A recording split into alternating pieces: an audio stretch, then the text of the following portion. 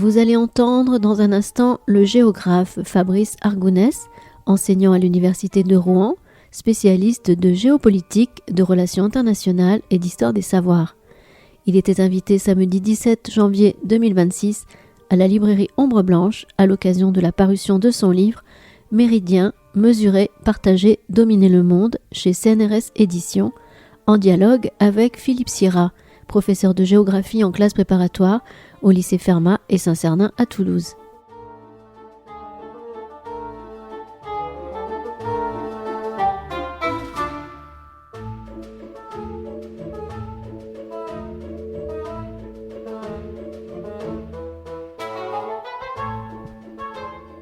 Bonjour à toutes et à tous. Un petit mot juste pour remercier nos deux intervenants du jour et en particulier Fabrice Argounès qui vient présenter son livre Méridien, mesurer, partager, dominer le monde aux éditions CNRS. Le voici, il est magnifique. Le livre. Ouais, quand même. Un mot aussi pour remercier, pardon, j'ai oublié ton prénom, parce que Philippe Sierra. Excuse-moi, un petit peu de fatigue là, ça fait beaucoup. Juste un mot du coup pour dire que Philippe Sierra est professeur d'histoire, de géographie, seulement de géographie, en classe préparatoire au lycée Pierre de Fermat et au lycée de Saint-Cernin à Toulouse. Et il est également président de l'association des professeurs d'histoire-géographie Midi-Pyrénées. Merci Philippe pour d'avoir accepté notre invitation à modérer cette rencontre. Un rappel aussi que le livre évidemment est disponible à la vente, vous pouvez vous le procurer à l'accueil de la salle et que Fabrice fera un plaisir de vous le dédicacer si vous le souhaitez à l'issue de cette rencontre. Merci beaucoup et bonne rencontre. Merci. Donc, merci beaucoup, Fabrice, donc de venir ou de revenir vers le sud pour nous parler de méridien. Après tout, la pause méridienne, c'est quand on regarde vers le sud. Et peut-être en deux mots, d'abord, tu peux nous dire qui tu es, de quel droit tu te mets à parler des méridiens. C'est vrai, c'est pas faux, il faut toujours expliquer les choses. Alors, de quel point de vue on se place? Donc, pardonnez-moi, je suis Fabrice Argounès. Donc, moi, je suis géographe à l'université de Rouen-Normandie, comme mon accent ne le sous-entend pas. Et je m'intéresse en particulier, je suis dans mes travaux principalement sont dans une galaxie qu'on pourrait appeler la galaxie géohistorique. Vous savez, si vous connaissez par exemple Christian Grattalou, eh bien moi je travaille sur l'histoire de la géographie en particulier, l'épistémologie de la géographie, c'est-à-dire comment on a inventé la discipline par exemple, et je m'intéresse en particulier au décentrement des perspectives, on va beaucoup en parler, c'est-à-dire de comprendre que la géographie c'est un point de vue sur le monde et qui peut, vous en doutez, y en avoir plusieurs, suivant que l'on habite évidemment à Toulouse ou suivant que l'on habite à Tokyo. Et donc, les enjeux sont très simples. Pourquoi un ouvrage de ce type? Alors, puisqu'on évoquait certaines qui habitent sur les méridiens de Greenwich, je pourrais raconter mes racines tarbaises à quelques centaines de mètres du méridien de Greenwich et qui traverse le pays et qui finit le bout du méridien de Greenwich en France, c'est le cirque de Gavarnie. Vous savez, il passe en Espagne par le cirque de Gavarnie.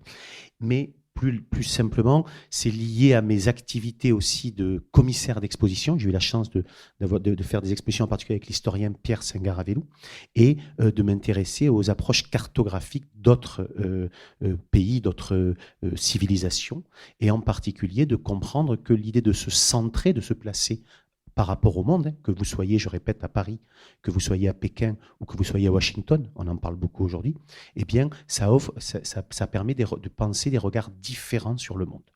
Et parmi ces regards différents, il y a la manière dont, vous savez, on a fabriqué notre représentation du monde. Des premières cartes des Grecs à la carte IGN que vous pouvez peut-être utiliser si vous allez vous promener parfois autour de Toulouse ou dans les Pyrénées, eh bien, on a fabriqué des outils. Et il se trouve que ces outils, vous en doutez, ils racontent une histoire scientifique de la cartographie et, par exemple, des coordonnées géographiques. Mais moi, ce qui m'intéresse, évidemment, c'est que derrière ces enjeux scientifiques très classiques et attendus, il y a évidemment des enjeux politiques, des enjeux sociaux, des enjeux économiques qui portent notre regard sur le monde, notre manière de fabriquer les outils qui pensent le monde et notre manière de fabriquer les discours sur notre environnement. Voilà. Oui, d'ailleurs, je vois, enfin, quand on lit le livre de Fabrice, finalement, tu poses la question et c'est sur ces questions sur lesquelles on voudrait discuter avec toi. Tu poses la question du tracé, de la mesure, de comment on partage avec ces lignes, avec quand même un arrière-plan. Et là, je reprends une phrase que tu dis. Je voudrais qu'on revienne sur une expression que tu as. Hein. Tu dis les cartographes sont des artisans de l'impossible. Ils imaginent le monde avant de le représenter, façonnent l'espace connu et inconnu et donnent à voir sur une sphère une surface plane. Alors, la fin de la phrase, on est habitué. Hein, la carte, la Terre est sphérique, il faut la représenter à plat. Mais ce que tu dis avant, ils imaginent le monde avant de le représenter. J'aimerais bien que tu nous expliques un peu. Oui, évidemment. C'est-à-dire qu'aujourd'hui, on a, grâce aux outils numériques notamment, on a un peu l'illusion, vous savez, d'une connaissance parfaite du monde. Avec la cartographie, par exemple, l'exemple typique, c'est Google Maps. Vous avez peut-être toutes et tous utilisé Google Earth ou Google Maps, qui est une vision d'une forme de la planète, hein, en particulier, non pas forcément la partie plan, mais je pense à la partie, vous savez, photo satellite, vous savez, qui vont représenter. Ben, on pourrait dire que Google Maps, c'est un exemple typique d'objectivité cartographique, puisque vous avez le réel, hein, qui est représenté. En réalité, c'est comme finalement des cartes de la Renaissance au XVe siècle ou des cartes chinoises du 8e siècle, c'est pas tout à fait vrai. Et je répète, et ça n'est pas grave que ça ne soit pas exactement la réalité. C'est même plutôt une bonne nouvelle. Une carte, c'est un outil. C'est exactement comme un tournevis. C'est-à-dire que si vous avez une vis, pardonnez-moi, avec le besoin d'avoir un tournevis cruciforme, vous utilisez un tournevis cruciforme. Et s'il se trouve que la vis, elle est plate, vous savez, vous avez déjà vu, vous utilisez un tournevis plat. Les deux permettent à la vis de rentrer, par exemple, dans le bois, mais les outils sont différents. Mais la cartographie, c'est aussi simple que ça. C'est-à-dire que Google Maps, c'est une monstruosité cartographique. C'est-à-dire que, je vous donne 2 exemples. Vous avez les images satellites les unes à la suite des autres, mais qui parfois n'ont pas été prises au même moment. Pour le continent africain, aujourd'hui même, vous tapez là, en janvier 2026, vous allez sur Google Maps voir l'Afrique, vous avez des cartes satellites qui datent de fin 2025, donc très récentes, hein, et d'autres juste à côté, au Congo par exemple, qui n'ont pas été renouvelées depuis 2015 à 2016. C'est-à-dire que vous avez, c'est aussi un enjeu historique, c'est-à-dire que vous voyez une évolution du monde qui n'est pas le monde tel qu'il est aujourd'hui. La deuxième chose, c'est ce qui nous traverse. Vous savez, sur Google, il est très rare pour les gens de regarder la carte sans le tissu, vous savez, de légende qui accompagne Google. C'est-à-dire que vous avez, comme sur un GPS, des informations écrites. Eh bien, là aussi, Google va faire des choix. L'exemple le plus connu, il est plus facile sur Google Maps de trouver un McDonald's qu'un médecin. Et je répète, c'est normal. C'est le choix économique choisi par Google. Et donc, c'est pour ça que même des cartes qui nous paraissent extrêmement précises, et c'est vrai, l'histoire de la cartographie, c'est une quête de précision au fur et à mesure des siècles, mais l'idée, c'est d'expliquer que les cartographes sont obligés aussi d'inventer un langage cartographique spécifique, et donc vont avoir des déformations. La plus connue, on en parle beaucoup, c'est la sphère. Vous savez, c'est le fait de voir MapMonde, hein, planisphère, de rendre la sphère sur une surface plane. Dans les écoles, les lycées, en prépa, vous avez souvent, vous savez, au mur, vous vous souvenez peut-être quand vous étiez au lycée ou au collège dans les années précédentes, eh bien, vous avez la carte sur le mur. Là, on imagine facilement la déformation parce qu'on est habitué, on en a parlé, suivant tel ou tel modèle de représentation, les contours, vous savez, la taille des continents, la superficie, c'est pas tout à fait la même chose. Eh bien, il faut dire que c'est à peu près pareil pour toutes les cartes. Il ne s'agit pas, la cartographie critique, ça n'est pas remettre en cause la cartigéenne qu'on utilise, c'est simplement poser des questions. Pourquoi il y a eu tel code couleur sur la cartigéenne pour la forêt?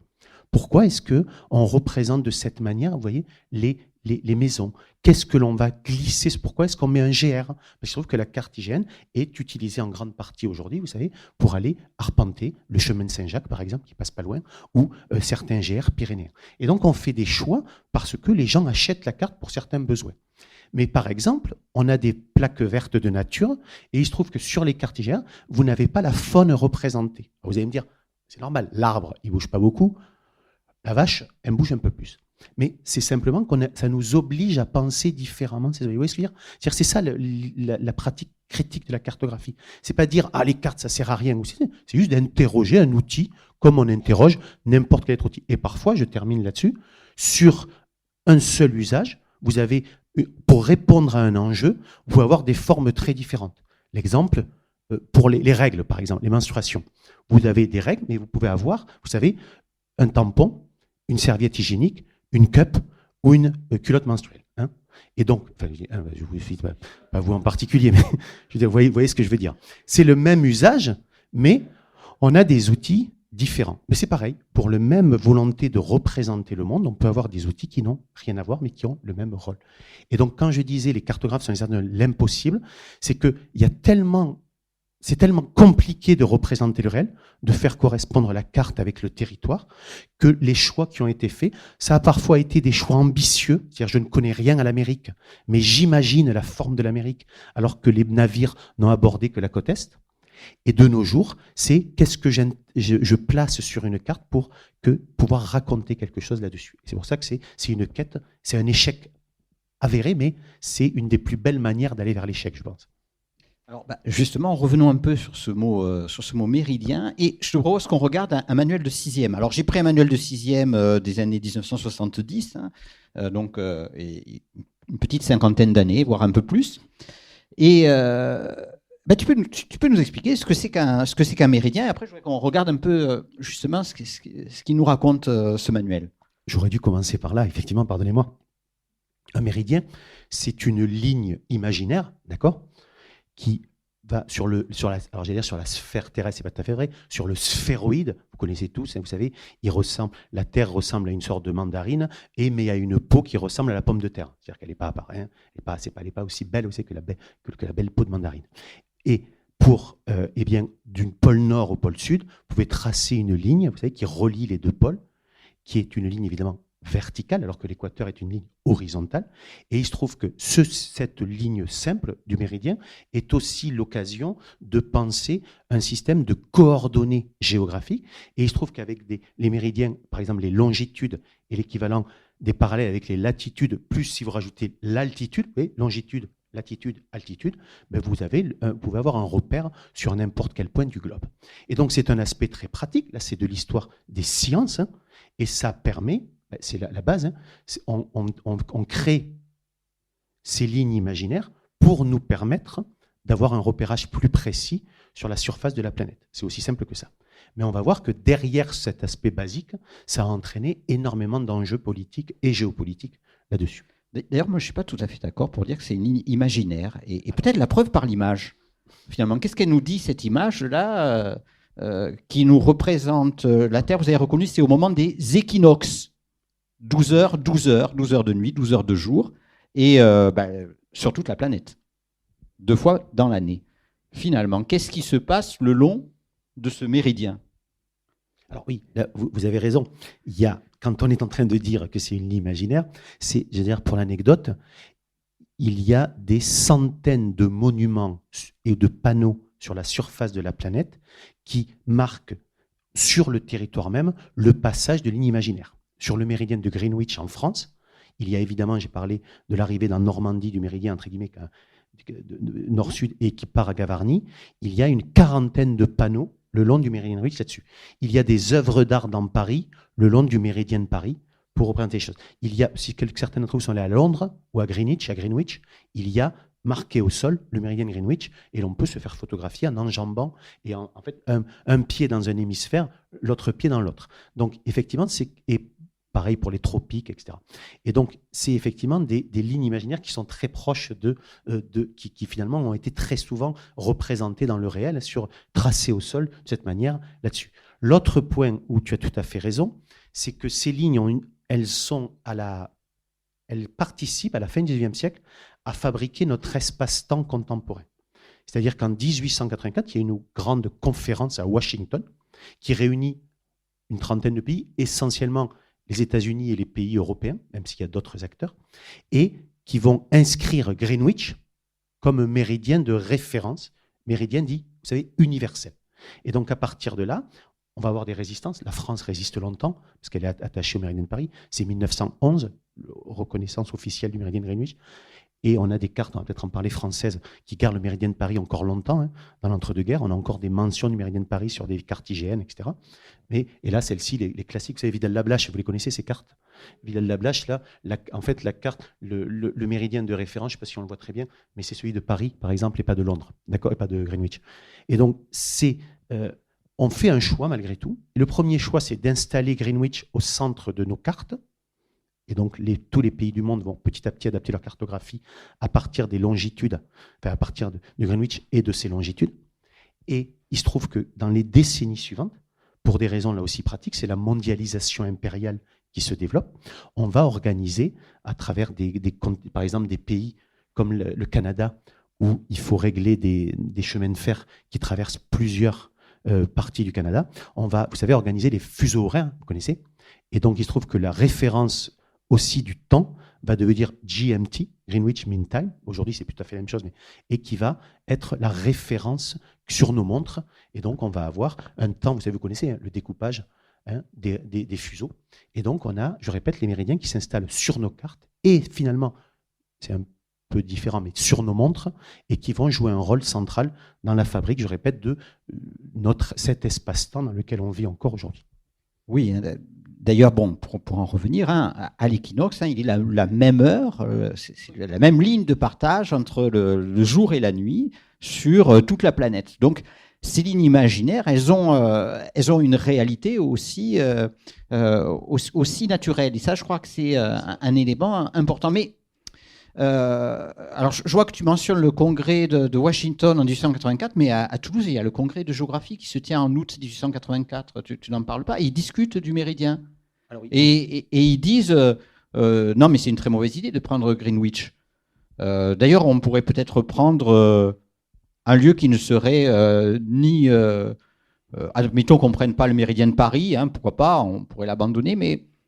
Il ne faut pas prendre pour autant le méridien de Greenwich. Qu'est-ce qu'on pourrait prendre, par exemple ? Alors oui, ce qu'on n'a pas dit, c'est qu'aujourd'hui, on a cet imaginaire d'un méridien de référence qui est connu, appris à l'école, hein, qui est le méridien de Greenwich. Au début du 19e siècle, donc il n'y a pas si longtemps, hein, il y a 2 siècles, vous avez une 60aine de méridiens importants en concurrence pour des calculs, notamment en liés à la cartographie. Vous avez donc, parmi les méridiens les plus connus, il y a le méridien de Paris, mais vous avez le méridien de Pulkova en Russie, le méridien de Berlin, le méridien de Washington, etc., etc., le méridien de Kyoto, le méridien de Pékin, etc., etc. Et donc, vous avez une histoire plurielle des méridiens. Et là où c'est un enjeu politique, c'est que la Grande-Bretagne ne s'est pas imposée à la fin du 19e siècle par la puissance de sa science. Certes, elle l'était, et l'observatoire de Greenwich est une merveille à la fin du 19e, mais elle l'a fait d'un point de vue géopolitique. La Grande-Bretagne est la première puissance maritime dans la deuxième partie du 19e siècle, le premier empire colonial et le cœur de la mondialisation de l'époque. Et donc, les Britanniques imposent Greenwich avec des alliés. Les Américains acceptent. C'est eux qui font la bascule 10 ans avant, quasiment. Et eh bien, Greenwich s'installe comme référent. Mais je répète, ça n'est pas une histoire scientifique, c'est juste une histoire politique. Et les Français, c'est là où ton exemple est Toulouse, effectivement, on ne parle jamais assez de Toulouse, et je m'en excuse, où Toulouse est un des relais, c'est que les Français comprennent qu'il est compliqué de faire de Paris le concurrent direct de Greenwich, et donc vont dire il faut un méridien neutre. Et là, il y a des réflexions. Est-ce qu'il faut, par exemple, vous savez, dans le détroit de Bering, pour dire ça ne traverse aucune terre, et donc il y a tous les enjeux, il ne faut pas traverser une des puissances, etc. Et donc les Français vont plutôt jouer sur ces terrains-là. Parfois, ils vont faire revenir le vieux méridien de l'île de Fer, qui est une île dans l'Atlantique, qui était une base de la cartographie française. Mais, je répète, finalement, et on le voit aujourd'hui, hein, le méridien de Greenwich s'est imposé. Et même aujourd'hui, où il y a une remise en cause des règles internationales portées par les Européens, vous n'avez pas encore de propositions chinoises, par exemple, pour faire basculer ça. Parce que aussi, le monde numérique dans lequel nous vivons, Greenwich a maintenu son rapport de force dans le monde numérique dans lequel on est. Et vous avez déjà vu, je parle à nouveau de la cartographie numérique, les références sont évidemment toujours liées à Greenwich. Pour anecdote, il n'y a que le royaume d'Arabie Saoudite qui, il y a 10 ans, a proposé que le méridien, alors plutôt que l'heure, c'est pas les cartes, mais l'heure, soit sur le méridien de la Mecque, en expliquant qu'il était normal que la Mecque, c'était vraiment un centre du monde, il fallait y penser. Et donc, ils ont proposé au monde entier qu'on compte les heures à partir du méridien de la Mecque. Alors, je vous dis, ça n'a pas eu le succès espéré, même parmi les voisins du monde arabe, mais c'était une proposition qui a été faite par le Royaume d'Arabie Saoudite et qui est évidemment un peu anecdotique, mais qui raconte qu'il y a aussi des idées de rapport de force parfois sur ce sujet. Oui, alors ce livre, c'est aussi un livre d'histoire des sciences, finalement, et il y a eu une véritable course scientifique autour de ces méridiens qui s'est jouée autour de deux idées. Hein. Une première idée, déjà, le méridien, c'est la longitude. Hein. La longitude, c'est le temps. Hein, c'est ce que l'on voit sur le petit schéma, et ça n'a pas été facile de trouver cette longitude. Et puis une deuxième chose, le méridien, il a servi aussi d'étalonnage à nos systèmes universels. C'est-à-dire que là, on parlait de partage, mais derrière l'idée de méridien, il y a eu aussi une quête de l'universel. Est-ce que tu peux nous en dire un mot ? Oui, alors pour rebondir sur les deux aspects, alors c'est vrai que je présente dans le livre l'idée que mon intérêt est plus vers l'histoire géopolitique que l'histoire scientifique. Malgré tout, il est inimaginable de penser l'histoire des méridiens et leur évolution sans évidemment cet aspect scientifique. Sur 2 points, l'histoire des l'histoire du méridien de Paris dont je parlais, c'est un peu, j'ai présenté une histoire qui montre que le méridien de Paris, entre guillemets, perd, vous savez, contre le méridien de Greenwich. Mais je rappelle, et tu as tout à fait raison, que là où le succès du méridien de Paris est encore très actuel aujourd'hui, je pense que vous le savez toutes et tous, c'est avec le système, métrique, c'est pas grave, avec le système métrique. Je résume, ça, c'est les ambitions scientifiques du XVIIIe siècle vont rencontrer certains projets de la Révolution française. Et parmi ces projets de la Révolution française, vous savez, c'est construire un pays neuf, des hommes nouveaux, et notamment penser un des grands classiques des cahiers de doléances, c'est 89, ce sont les plaintes régulières sur la trop grande diversité des mesures suivant les régions. Vous avez encore dans des bastides proches de Toulouse, dans le Gers notamment, vous avez encore parfois, vous savez, sur la place centrale, on voit là où il y avait certains, je cherche le nom de la bastide, pardonnez-moi, mais je vais retrouver si vous y pensez, n'hésitez pas à en parler après, mais vous avez encore, vous savez, des instruments de mesure présents sur la place centrale. Et donc, il y a des mesures différentes, et par exemple, alors là, on est autour de Toulouse, il y en a d'autres aussi là-bas, mais autour de Toulouse, il y a une centaine de mesures différentes, hein, si vous prenez à la fois toutes mesures confondues, pour résumer. Et donc, l'idéal universel de la Révolution française, c'est de proposer un nouveau système de mesures. Et donc, la pensée première qui va accompagner cette réflexion, c'est de se sous-entendre, alors c'est pas tout à fait vrai, mais de chercher une neutralité du système de mesure. Et donc ils vont dire, on va calculer à nouveau, parce qu'il avait déjà fait plusieurs fois pour le méridien de Paris, mais on va recalculer, envoyer des arpenteurs pour calculer le méridien de Paris sur en vue jusqu'à Barcelone à peu près, et on va essayer de cette mesure, on va faire naître une mesure, c'est le pardonnez-moi, je suis en train de trouver le trou, c'est le quart de 10 millionième du méridien qui va du pôle à l'équateur, ok, le 10 millionième du quart, pardonnez-moi. Et donc, il se trouve que cette mesure, si vous la mettez d'après les calculs de l'époque, évidemment, vous la mettez par terre, ça fait 1 mètre. Alors là, je vous dis, c'est facile de le dire aujourd'hui, mais en fait, ils inventent ce mètre, et à partir du système métrique, ils vont inventer également les choses que vous connaissez, qui sont par exemple les poids. Hein. Vous savez, vous prenez 10 cm sur 10 cm un cube que vous remplissez d'eau, et c'est des unités de volume qui sont tirées du système métrique, mais qui vont être aussi utiles pour d'autres types de mesures. Et donc, à la fin du XIXe siècle, la France a réussi à imposer, et au XXe encore plus, le système métrique quasiment partout, sauf, vous le savez peut-être, en particulier aux États-Unis. Vous savez, les États-Unis, alors ça dure longtemps, je ne vais pas vous faire tout le topo, mais vous avez donc on a des restes du méridien de Paris dans notre pratique quotidienne. Quand vous allez chez Ikea et que vous avez ce petit mètre eh bien, vous avez une part du méridien de Paris entre les mains. Et donc, ça raconte évidemment cet enjeu-là. Je vais peut-être. Oui, et finalement, derrière ça, c'est aussi le temps derrière. Hein, c'est-à-dire que trouver une heure universelle ou trouver une heure pour un pays. Hein, voilà, en France, vous avez plusieurs heures qui coexistent. Ben oui, l'heure est différente selon le méridien où on se trouve. Et même si vous regardez les vieilles photos de la gare Matabio, il y avait 2 horloges. Enfin, il y avait une horloge avec 2 aiguilles. Hein, une pour vous dire l'heure de Paris, qui servait pour les trains, et une pour vous dire l'heure de Toulouse. Hein. Donc, une question, finalement, et derrière, hein, c'est la question, finalement, du partage aussi des pays, du partage du temps, et du partage tout court, parce que ces méridiens, ils vont servir de ligne repère très, très vite pour partager, cette fois-ci, alors on parlait de la quête de l'universel, mais cette fois-ci, pour partager le particulier, et pour se donner des zones que l'on domine et des zones que l'on ne domine pas. Et c'est ainsi une autorité extérieure qui essaie de partager ce qui se passe entre Portugais et Espagne. Et peut-être, tu peux revenir sur cette histoire qui est un peu connue, mais qui est toujours intéressant de rappeler. Oui, alors c'est, pour reprendre de manière la plus simple possible, un historien du 19e siècle évoque un moment à la fin du 15e siècle qui dit c'est la première triple alliance cosmographique entre donc la papauté, le royaume de Castille et d'Aragon et le royaume du Portugal. Et ce symbole cosmographique pour cet historien, c'est la capacité de penser une ligne pour une ambition qui est extraordinaire, c'est se partager le monde non européen. Ce qui est évidemment, qui nous paraît assez hallucinant, mais qui est... Et pour des raisons pratiques, et là je vais le dire tout de suite, les méridiens ne sont pas les seules frontières ayant été tracées dans des zones, par exemple pour des empires coloniaux, etc.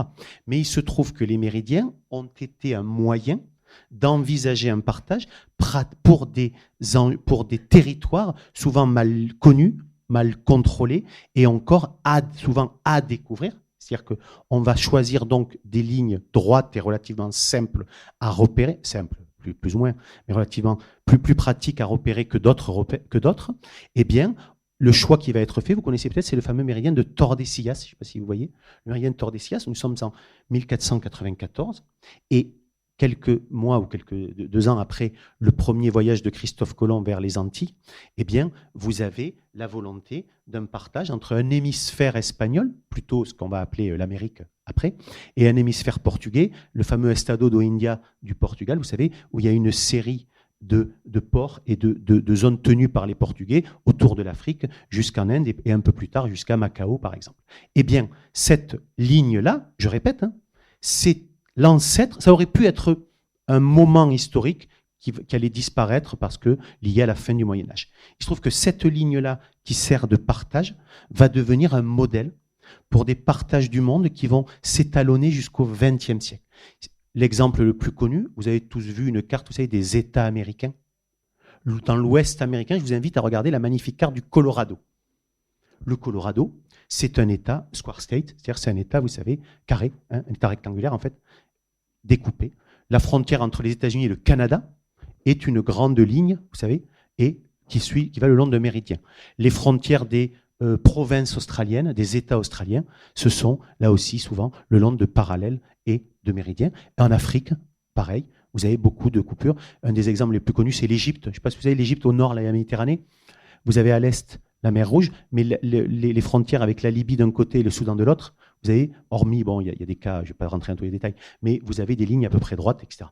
Et donc, ces enjeux-là, c'est simplement que cette idée d'utiliser ces coordonnées géographiques pour se tailler des territoires hors du monde européen va avoir un succès réel sur l'ensemble de la période coloniale et, si j'osais dire, juste après, jusqu'à même un projet de partage du vieux monde en 1942 entre Japon et Allemagne. Alors là, écoutez bien, parce que c'est quand même le scoop. Moi, là, je l'ai vraiment découvert dans ce livre, hein, cette histoire, cette affaire. Ça n'a jamais été mis en œuvre, c'est aussi pour ça. Mais il faut imaginer que, donc, au moment où la Wehrmacht domine l'Europe et où le Japon est en pleine période expansionniste, il y a l'idée, et je répète, aujourd'hui on dit bah oui, il y avait quand même encore un peu de boulot, mais il y a l'idée que potentiellement en progressant vers Moscou et en s'accaparant des terres en URSS d'un côté, tandis que les Japonais pouvaient progresser en Chine de l'autre, il y aurait peut-être un moment où ils se rencontreraient. Je répète, pour nous, si on fait l'extension maximale du Troisième Reich et de l'Empire japonais, on voit qu'il y a quand même il y a un peu de marge. Mais dans les imaginaires de conquête, les Japonais vont envoyer vont demander par leur ambassadeur à Berlin de dire mais à un moment donné, on va se rencontrer. Et donc nous proposons de nous partager le monde, alors le vieux monde, pas le nouveau, le vieux monde sur un méridien. Et quand on arrive à ce méridien, on s'arrête pour éviter les conflits. Alors les Allemands, malgré tous leurs idéaux, se rendaient compte que c'était un peu complexe d'envisager d'arriver déjà là-bas. Ils avaient déjà du mal à Stalingrad. Donc, ils ont quand même... Mais vous avez donc un projet qui dure environ 2 mois, où il y a des réunions régulières pour dire si jamais est-ce qu'on accepte. Et comme Hitler veut maintenir l'alliance avec le Japon, il dit à peu près oui à tout en disant bon, on a le temps, on n'y sera pas. Mais vous avez des gens, pour vous donner une idée, c'est là qu'on voit des gens qui disent ah mais est-ce qu'il faudrait qu'on ait le Pakistan ou pas, parce qu'il va devenir le Pakistan, le Balouchistan, etc. C'est-à-dire que vous avez des projets qui réfléchissent et disent est-ce que si on est du mauvais côté du Balouchistan, ça nous gêne? Bon, c'était très ambitieux. Mais je veux dire, le dernier partage du monde, selon un méridien, est probablement celui-ci, même si, je répète, d'autres lignes imaginaires ont servi, vous le savez sûrement, entre le Vietnam du Nord et le Vietnam du Sud pendant la guerre froide, entre la Corée du Nord et la Corée du Sud, même s'ils ne suivent pas parfaitement, ou par exemple, si vous vous souvenez peut-être des années 90, il y a eu beaucoup de zones d'interdiction aérienne pour l'Irak de Saddam Hussein, par exemple pour pas qu'il aille bombarder des Kurdes, vous vous rappelez peut-être années 90, eh bien, l'ONU avait défini des zones par rapport à des parallèles, et pareil plus récemment pour la Syrie, etc. On utilise aussi même en géopolitique contemporaine, on utilise des méridiens de gestion des mers pour certaines armées. Le découpage de l'US Army, vous savez qu'il y a plusieurs flottes à travers le monde, se fait dans des grandes zones, souvent partagées par des méridiens. C'est les méridiens qui forment la frontière. Donc encore aujourd'hui, je ne dis pas que c'est l'ambition de Tordesillas ou de Saragosse de l'autre côté, mais encore aujourd'hui, on peut avoir des méridiens qui servent de ligne géopolitique par rapport à des puissances ou à ce type de politique. Finalement, c'est assez pratique pour se découper un espace, notamment quand il n'y a personne. C'est exactement ça. Le méridien, c'est quand il n'y a personne. Même quand il y a des gens. C'est toujours pareil. Mais des gens qu'on ne considère pas. Voilà. Les gens, c'est les terra nullius, vous savez. Ici sont les lions, ici sont les dragons. Grosso modo, on ne connaît pas le territoire. Mais c'est annoncé comme ça dans les traités de partage. C'est de dire, bon, ce sont des zones non chrétiennes. Bon, grosso modo, il n'y a pas à respecter les règles européennes, donc on peut se tailler une part. Et alors là, c'est un exemple, pardonnez-moi, je me permets, ça c'est un exemple. Donc là, ici, vous avez la ligne de Tordesillas qui sépare, vous savez, l'Amérique portugaise de l'Amérique espagnole. L'histoire du Brésil, c'est sur 2 siècles, l'histoire du recul du méridien. C'est-à-dire que, alors que le méridien de Tordesillas, en fait, laissait juste un petit morceau, vous voyez, à peu près au niveau de Sao Paulo, vous voyez, c'est impressionnant, les Portugais, ils progressent quasiment jusqu'aux Andes. Donc, vous avez évidemment une progression, mais là, vous avez un modèle typique colonial portugais. C'est derrière la ligne qui appartient au Portugal, de proposer, parce que l'État portugais a peu de moyens pour coloniser le Brésil, il va proposer de créer des zones, ici, des capitaineries, et donc, les premiers projets... Alors, parfois, il y en a qui sont... Alors, cette carte n'est pas tout à fait vraie, bon, je ne rentre pas dans les détails, mais vous avez donc un découpage du territoire qui est proposé, et en fait, on vend à des grands nobles portugais des droits sur des zones entre deux parallèles et jusqu'à un méridien, de la côte au méridien. Pareil aux États-Unis, vous avez les frontières de certains États américains, c'est entre tel et tel parallèle jusqu'au Mississippi ou jusqu'au méridien, tant au 98, au 96, etc. Donc on en a beaucoup servi en Amérique notamment. L'Amérique, c'est probablement le continent dont les découpages actuels, c'est quasiment le seul dont les découpages actuels sont hors des pratiques, des territorialités traditionnelles précolombiennes. Il n'y a aucune trace de découpage sur tout le continent américain qui a un lien avec quels que soient les liens, avec un découpage hors quelques îles, évidemment, parce que c'est plus facile. L'autre cas, c'est l'Australie. Et en réalité, même en Afrique, il y a beaucoup plus de négociations locales, il y a beaucoup plus comment dire, il y a beaucoup plus de résistance, paradoxalement, alors que l'histoire du colonial de l'Afrique, c'est toujours l'image du congrès de Berlin avec ce découpage très arbitraire. Mais paradoxalement, les Africains ont plus résisté pour parfois, les Français devaient négocier entre certaines zones pour tracer entre certaines zones. Donc vous voyez, l'Amérique, c'est un cas très particulier. Oui, les frontières africaines ont été très négociées, en fait. C'est ce que montrent les derniers travaux historiques très, très clairement. Beaucoup d'Africains, beaucoup d'Européens aujourd'hui travaillent là-dessus, en histoire et en géographie. Et je répète, on a reproduit les mythes coloniaux dans la période postcoloniale sur vous savez, l'illusion de l'artificialité des frontières africaines. Toutes les frontières, la frontière des Pyrénées, je veux choquer personne, mais vous le savez, c'est aussi artificiel. C'est pas parce qu'on choisit des pics. Vous voyez ce que je veux dire ? La frontière, les frontières naturelles n'ont jamais existé. Le Massif central n'est pas une frontière, pourtant c'est une montagne. Le Rhin est une frontière, la Loire ne l'est pas. Vous voyez ce que je veux dire ? Ça n'existe pas, les frontières naturelles. Mais quand on le fait Marc à travers Lazare, le désert sur la droite, Pour ça nous l'amour choque du plus, peuple, l'histoire du populisme en France, 19e, 21e siècle, donc, aux éditions Gallimard, mais lors de sa venue à la librairie Ombre Blanche, mercredi 21 janvier 2026. De l'Égypte, on se dit, oh, l'Égypte, c'est le partage colonial par excellence. Ben, la frontière entre Égypte et Libye, elle est prolongée par les Anglais sur un découpage historique de l'Empire ottoman entre des impôts qui vont vers le Caire et d'autres qui vont vers Benghazi. Vous voyez ? C'est-à-dire que les Anglais, ils ont copié le premier découpage, sauf que vous vous en doutez, l'Empire ottoman n'a pas tracé une ligne tout le long du désert. Et donc, ils se contentent de continuer. Et l'autre ligne où on se dit, là aussi, qu'est-ce que c'est artificiel ? C'est une ligne droite entre l'Égypte et le Soudan. Eh bien, la frontière de l'Égypte, sur le Nil, elle passe à 200 mètres d'une plaque d'un pharaon pardonnez-moi, je crois, 1400 avant Jésus-Christ, qui écrit « Ici se termine l'Égypte, ici commence le Soudan ». Enfin, c'est pas tout à fait le Soudan, mais ici commencent d'autres pays. C'est-à-dire que les Anglais, ils ont repris le découpage historique de l'Égypte, sauf qu'est-ce qu'ils ont fait ? Un coup à droite du Nil, un coup à gauche du Nil, et on trace la ligne. Non, mais c'est aussi ça. Même ce qui nous paraît le plus artificiel possible, c'est des frontières qui remontent à plus de 3000 ans. C'est très, très impressionnant quand on le voit comme ça et qui a tendance à casser un peu ce mythe colonial du rapport aux territorialités en Afrique. Quand on voit que la plupart des frontières que l'on connaît ici sont quand même très récentes, elles datent du XXe siècle, voire de la deuxième moitié du XXe siècle pour une grande partie des frontières européennes. Alors là, on est resté beaucoup avec les Occidentaux et les Chinois, les Indiens, les Japonais. Ils sont présents dans cette histoire. Ah oui, ça c'est un de mes intérêts. C'est effectivement, je parlais de décentrement. Moi, je travaille beaucoup sur les spatialités et cartographie extra-occidentale. L'histoire traditionnelle des sciences géographiques et géodésiques, les méridiens par exemple, est une histoire, vous savez, de gens qui possèdent un savoir que l'on va passer. Je vous le résume très souvent, c'est la Grèce, l'Empire romain, un peu moins dynamique au Moyen-Âge, un retour des Provinces-Unies et la gloire de la cartographie des Provinces-Unies, puis la France, puis l'Angleterre, etc. On a une histoire très occidentale de la cartographie.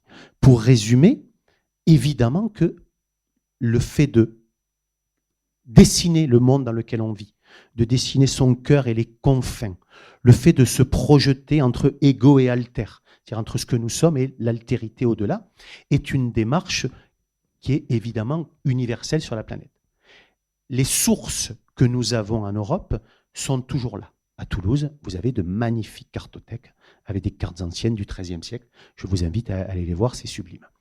Lorsqu'il s'agit de certaines zones d'Amérique du Nord, par exemple, nous avons des récits de cartographie éphémère. C'est-à-dire éphémère, c'est des cartographies qui sont faites, par exemple, dans de la cendre du feu, ou qui sont gravées sur du bois, qui va pourrir potentiellement, sur des peaux qui vont souffrir beaucoup plus, parce que dans des zones d'Asie du Sud-Est où la cartographie est très développée, nous n'avons plus les sources, parce que le climat en particulier a fait disparaître énormément de ces cartographies. Mais je répète, nous avons des traces universelles de cartographie, parfois très ambitieuses. En Chine, au 8e siècle, la cartographie est, je n'ai pas donné de chiffres, j'en sais rien, mais est beaucoup plus développée que les cartographies européennes. Et au XIIe siècle, même les grands cartographes arabes de la Méditerranée, leur cartographie est finalement moyenne si vous comparez aux cartographies de l'Empire Song. C'est-à-dire que on ne peut pas penser une histoire de la cartographie qui n'est juste une sorte de linéarité occidentale, vous savez, vers un temps, vers le progrès. C'est de plus en plus précis. C'est vrai en partie, mais on a aussi des sources importantes. Et qu'est-ce qu'on découvre? Tout simplement qu'au moment où vous avez des Ératosthène, par exemple, à Alexandrie, qui va s'intéresser, qui va tracer, je ne rentre pas dans les détails, mais méridien d'Alexandrie. Vous avez des démarches comparables en Inde, plus difficiles à dater, je ne vous le cache pas, mais on sait qu'on a le méridien du Lanka, qui est un méridien symbolique qui coupe l'Inde, vous savez, le sous-continent, qui coupe l'Inde en deux quasiment, et vous avez des essais de maillage territorial cartographique chinois qui ne prennent pas les mêmes termes et les mêmes techniques que longitude et latitude, mais qui ont un maillage assez précis dès le 1er ou 2e siècle de notre ère. C'est-à-dire que il y a ces histoires-là, on est obligé d'élargir la focale pour comprendre que dans d'autres zones, on a des problèmes. Et même, je vais même vous dire, au XVIIIe siècle, le plus grand projet cartographique du XVIIIe siècle, mené dans le monde, c'est pas les Cassini, malgré j'adore les Cassini, c'est sublime les cartes de Cassini, c'est le projet de l'empereur Kangxi en Chine, avec l'aide notamment des jésuites français, mais aussi des savoirs cartographiques chinois, qui va cartographier un empire qui est à peu près 15 fois plus large que le royaume de France. C'est la plus grande entreprise cartographique du XVIIIe. Et même, je vais rajouter quelque chose, la plus grande entreprise cartographique du XIXe siècle, c'est une entreprise métissée entre Britanniques et Indiens. C'est la volonté, vous savez, des Britanniques de cartographier l'empire des Indes en se nourrissant d'une data qui n'est pas une data numérique comme aujourd'hui, mais dans l'histoire de la data, vous avez 800 mathématiciens indiens qui sont embauchés à quelques roupies, mais embauchés par les Britanniques pour faire tous les calculs géodésiques pour mesurer, cartographier l'empire des Indes. Et donc, vous avez, je répète, une histoire qui malheureusement est très... Vous savez, ils sont les notes de bas de page, ces Indiens, de l'impérialisme britannique. Mais quand on regarde vraiment sur le terrain, on se rend compte que c'est eux qui ont assuré la capacité des Britanniques d'avoir le plus grand projet, je répète, celui-là, pardon. Ça, c'est l'Atlas Kangxi, mais le projet cartographique indien. Et le dernier exemple très connu, c'est le Japon. Au début du 19e siècle, il y a une entreprise qui est hallucinante. Il y a un personnage qui devrait être l'auteur qui devrait être dans plein de films et de mangas aussi, j'imagine. Il y en a quelques-uns, en fait. C'est Ino Tadataka. Ino Tadataka, c'est un cartographe japonais. Il commence sa carrière de cartographe. Il a fait fortune dans le riz. Il a de l'argent. Il s'intéresse à l'astronomie. Il va proposer au shogun de cartographier le Japon. Il a 50 ans. Et il fait, à pied, 30 000 kilomètres avec ses équipes. 30 000 kilomètres avec ses équipes au Japon pour cartographier. Quand je dis 30 000, l'archipel du Japon, c'est pas 30 000 kilomètres, c'est en pensant tous les lieux par lesquels il passe. Et je sais pas, on les a pas là, mais c'est parmi les plus belles cartes de l'époque. Les cartes de Tadataka, c'est un bonheur. Je vous invite à taper sur Google et à les regarder. Elles sont superbes. Elles sont tellement précises que quand l'amirauté britannique fait pression sur le Japon en espérant cartographier, le gouvernement japonais, qui a déjà eu les Américains, etc., qui ne veut pas trop de présence européenne, leur donne les cartes d'Ino Tadataka. Et l'amirauté britannique dit, seule fois dans toute l'histoire de l'impérialisme britannique, où ils disent en fait on n'a pas besoin de faire des cartes, celles-ci nous servent assez bien. Ce qui montre quand même la qualité, vous imaginez, de la cartographie. Et donc c'est un exemple. Et je pourrais en faire plusieurs, mais on a donc partout dans le monde, on a les tentatives de se mesurer le monde, de le cartographier et de s'y projeter d'une manière ou d'une autre, évidemment, qui dépend évidemment des cultures.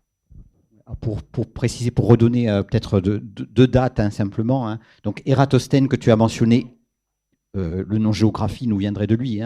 On est au IIIe siècle avant Jésus-Christ et Ino Tadataka, on est au tout début du XIXe siècle. On est dans les années 1800, 1815, quelque chose. Il meurt à la fin des années 1810. Oui, quelque chose comme ça pour se repérer un peu. Donc là, finalement, ce que tu nous as raconté, c'est que on voit que ces méridiens ont servi de repère pour se partager le monde, mais on voit aussi que l'histoire scientifique que l'on a de la carte, parce que moi, si je résume un peu, l'histoire qu'on connaît en général, c'est qu'il y a les Grecs, voilà, et puis à un moment donné, à la fin du XVIIe siècle, c'est les Anglais qui découvrent tout. Si je prends les histoires des sciences anglaises, c'est les Anglais qui découvrent tout, qui découvrent la longitude, qui arrivent à tout. Et puis finalement, on voit que c'est peut-être pas si simple que ça. Bon, mais là, on était avant. Et ils ont fait de très beau boulot quand même, les Anglais. Ils ont entre Harrison ou Newton, etc. Ouais. Ça va, ils ont bossé. Oui. Donc, Harrison, c'est un horloger. Et donc, d'ailleurs, c'est un horloger qui a détrôné les astronomes. C'est ça qui est assez extraordinaire avec cette histoire des longitudes. Mais on avait oublié un peu les autres. Alors, on a parlé beaucoup d'avant, d'autrefois, et je voudrais qu'on parle d'aujourd'hui. Et je pense qu'on pourrait partir peut-être de cette Antarctique. L'Antarctique, c'est un cas un peu exceptionnel, puisque au cœur de la guerre froide, en 1959, on décide que finalement, ce sera une terre dédiée à la science. Et là, les méridiens reviennent. Et ils sont encore là sur cette carte. Est-ce que tu peux revenir dessus ? Alors là aussi, l'histoire de l'Antarctique, que vous preniez un spécialiste britannique ou Wikipédia, on a un léger problème de découpage temporel de l'histoire de l'Antarctique. C'est que c'est une histoire souvent dépolitisée. C'est-à-dire, si vous prenez les âges de l'histoire de l'Antarctique, je vous le dis, c'est vraiment les termes anglais qui sont utilisés par les Français aussi, vous avez l'âge de l'exploration. L'âge de l'exploration, l'âge héroïque, c'est les gars qui sont, vous savez, avec leurs candidats qui partent au pôle sud ou au pôle nord, etc. L'âge technique, alors pas de bol, si vous êtes après 1923, vous êtes plus héroïque parce que vous avez quelques chenilles, etc. Pas de bol. Et l'âge scientifique à partir des traités. Ça, mais évidemment que traversant ces âges-là, on a quand même, vous les connaissez tous, on a quand même ce camembert, vous connaissez le camembert qui partage l'Arctique ou l'Antarctique, en particulier l'Antarctique. Et donc là, on se dit, oui, mais alors, il y a quand même eu des enjeux politiques un peu importants. L'Antarctique, c'est typique. C'est le dernier partage continental de l'histoire. On a parlé de Tordesillas, de l'Amérique, de l'Afrique, etc. Au XXe siècle, notamment, pour résumer, entre 1900, c'est pas des dates auxquelles on pense toujours, parce que c'est ça en face, mais entre 1905 et 1939, on a des puissances qui vont s'installer, en particulier les Européens, qui vont être possessionnés en Antarctique, dont l'exemple très connu pour la France, vous le savez, c'est la Terre Adélie. La Terre Adélie, c'est peut-être le coup le plus hallucinant du Quai d'Orsay, entre Dumont d'Urville, milieu du 19e siècle, Paul-Émile Victor, après la Seconde Guerre mondiale, on n'a jamais eu un seul navire en Terre Adélie. On a eu d'autres gars, Charcot, mais ailleurs, on a quand même réussi à récupérer la Terre Adélie, alors qu'à côté, les Australiens, ils avaient fait une dizaine de missions en espérant basculer. Et je vous le dis dans les archives, c'est magnifique, je ne sais pas si je l'ai mis dans ce papier, mais l'Empire britannique dit, bon, ok, ils vont garder la Terre Adélie. Et là, vous avez un écho, et l'amertume australienne, mais qui est sublime du mode de vie à la française, qui disent, le fait que Dumont d'Urville ait ouvert une bouteille de champagne un jour, ça a permis à la France d'avoir l'Antarctique. Voilà, le champagne est aussi une géopolitique qui permet de s'approprier des territoires. Et donc, l'Antarctique, c'est ça. C'est une zone, donc continent glacé, vide, avec un enjeu potentiel de partage. Et c'est là où c'est très intéressant, c'est la même chose, c'est les méridiens. Sauf qu'on l'a dit, tous les méridiens se rejoignent au pôle. D'où cet effet-là, évidemment, vous les voyez, les lignes méridiennes qui se rejoignent. Et donc, c'est le découpage le plus absolu, c'est comme l'Amérique. On ne sait pas ce qu'il y a à l'intérieur du continent, mais on s'approprie quand même ces terres. Alors, c'est marqué partout, c'est découverte ou à découvrir. Et pour être sûr qu'on ne se gêne pas entre voisins, on va jusqu'au pôle. C'est là. Et donc, le pôle Nord, c'est ça qui est intéressant, c'est la même démarche.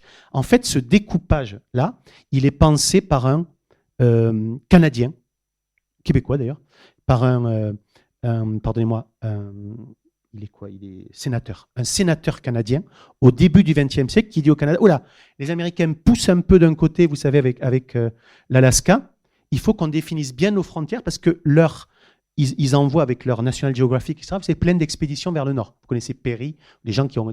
Eh bien, ils ont un peu peur, les Canadiens. Et donc, ils disent, comme on n'a pas les moyens d'aller dans toutes les îles, on va créer artificiellement une nouvelle frontière en disant tout ce qui est au-dessus des territoires potentiels, ils n'avaient pas tout découvert, c'est à nous. Et donc, ils disent jusqu'où ? Lui, il est malin, il dit jusqu'au pôle. Comme ça, au moins, il n'y a personne qui aura une petite terre glacée potentiellement au-dessus de nous.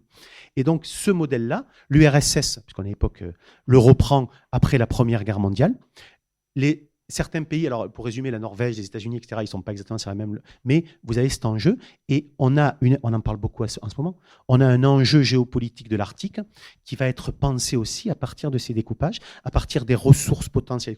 Dès le début du XXe, on a la question des ressources. Qu'est-ce qu'il y a au nord ? Qu'est-ce qu'on a ? Qu'est-ce qu'on peut aller chercher ? Pareil pour l'Antarctique. Quand ils se partagent l'Antarctique, c'est pas compliqué. Les Anglais, le premier partage, ça veut dire on veut les droits sur la chasse à la baleine.